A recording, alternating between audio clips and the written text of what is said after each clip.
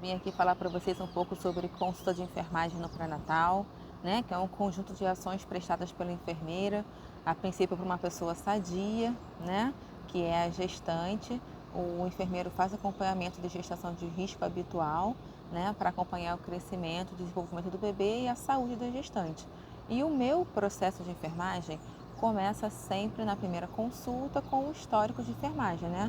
É o meio que eu utilizo para obter informações sobre a gestante e eu uso perguntas do próprio cartão, na maioria das vezes, para identificar e analisar as situações biológicas, sociais, histórico familiar, que são apresentadas por ela. E aí eu consigo planejar adequadamente a assistência que eu vou prestar para aquela gestante e para aquela família, entendeu?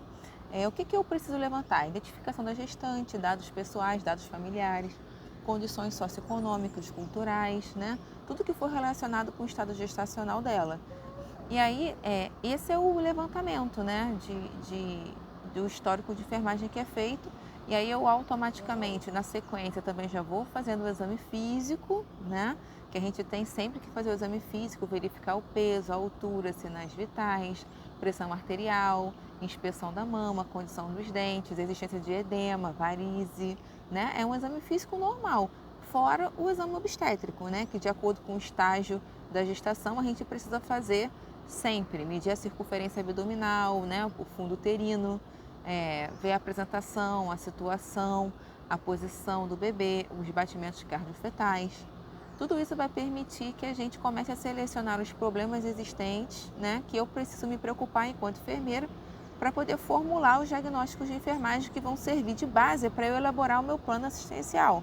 E aí, queria lembrar vocês que problemas de enfermagem é toda situação ou condição que vai requerer a minha intervenção para solucionar algum problema, né? Qualquer resposta humana que eu acho que seja importante que eu intervenha de alguma forma, porque é aí que eu vou conseguir intervir como enfermeira, né? Vou tomar decisões e orientações sempre frente ao protocolo assistencial do pré-natal, do Ministério e da Prefeitura, né? As intervenções que eu vou fazer é sempre tirando dali. E eu já tenho uma listinha de problemas de enfermagem que eu deixo no Word e aí eu já vou pegando, recortando e colando os que eu acho que tem a ver com o caso daquela gestante específica e vou colocando no prontuário do ESUS mesmo. Então, assim, o histórico, o exame físico, eu já tenho meio que um instrumento de registro que é o cartão da gestante, né? Eu sempre vou preencher ele em toda consulta e também vou ter que preencher o prontuário dela no ESUS. Mas assim, informações que eu acho relevantes, eu coloco no cartão da gestante. Outras eu já não coloco. Sempre usando a teoria de necessidades humanas básicas, né, de horta. E os diagnósticos de enfermagem. Sempre perguntam, né? Ah, mas qual é o diagnóstico de enfermagem que você usa? Gente, os diagnósticos é de acordo com a sua percepção da gestante, né? Não vai ser exatamente igual a todas as gestantes, porque, por exemplo, gestante de alto risco, eu preciso me atentar para outras situações, né? Pressão alta, diabetes e tal. Vulnerabilidade, gestante usuária de droga e por aí vai. Mas alguns diagnósticos que são básicos para a maioria das gestantes que eu já usei é o quê? Risco para infecção, né? Pela imunidade diminuída causada pela gravidez. Toda grávida tem imunidade baixa, né?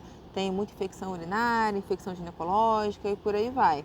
Outro diagnóstico, nutrição desequilibrada, menos do que as necessidades corporais, porque a gente sabe que a gestante, ela tende a ter uma ingestão insuficiente de nutrientes, principalmente no início da gravidez, né? E aí muitas ficam com anemia, né? E aí por isso tem que usar ácido fólico, sulfato ferroso, por aí vai. O sulfato ferroso é clássico em todo início de gravidez. Capacidade prejudicada para ingerir alimentos, né, por causa dos sintomas comuns de gravidez, cialorreia, aversão a cheiro de comida, falta de interesse na comida, náusea, vômito, tudo isso leva a uma redução do consumo correto dos alimentos, né, e também tende a fazer com que elas percam peso às vezes no início da gravidez. Mas também às vezes ao contrário, né, tem gestantes que só falta a gente ter que amarrar para ela não comer. E aí no caso o diagnóstico já vira o contrário, né? Vira nutrição desequilibrada mais do que as necessidades corporais. Também tem risco de maternidade prejudicada, que é a incapacidade de criar um filho, né? Ou de manter, ou de proporcionar um ambiente que promova o crescimento e um desenvolvimento seguro para a criança que vai nascer, né? Isso acontece com usuário de droga, com mães menores de idade. Risco de volume de líquido deficiente, muitas vezes relacionado pelo hábito que a gestante tem de consumir pouco líquido, né? Ela não sabe que precisa consumir muito líquido e aí causa aquela famosa hipotensão que toda gestante tem, né? Ou então desmaio, moleza e por aí vai. Outro diagnóstico, dor aguda, né? Porque o que elas mais têm é dor, né? Dor de cabeça, dor no pé da barriga, dor de coluna, dor lombar, né? A queixa de quase todas as consultas de pré-natal é dor. Outro diagnóstico, ansiedade, né? Um diagnóstico que também quase todas as gestantes têm por causa do parto, por causa da saúde do bebê, por causa do pai que não sabe que o filho não é dele. Amiga, tem fator relacionado aí para ansiedade das coisas que você nem imagina. É bem complicado.